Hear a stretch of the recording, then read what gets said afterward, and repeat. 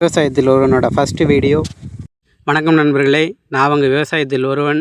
இது என்னோடய first video, first time போடுறேன். என்னடா மல்லிகைப்பூ செடியை காட்டுறேன்னு பார்க்குறீங்களா? மல்லிகைப்பூ செடி தான் நாங்கள் விவசாயம் பண்ணியிருக்கோம். விவசாயத்தில் பாருங்கள், வெட்டி விட்டேன், ஒரு வாரம் ஆச்சு. என்னடா களை எடுக்கலைன்னு பார்க்குறீங்களா?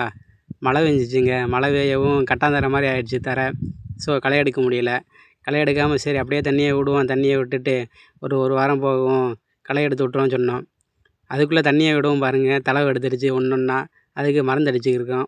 மருந்து அடிக்கவும் தளவு எடுத்துருச்சு. ஸோ இன்னும் அவங்க களை எடுக்க போனவங்க வரல.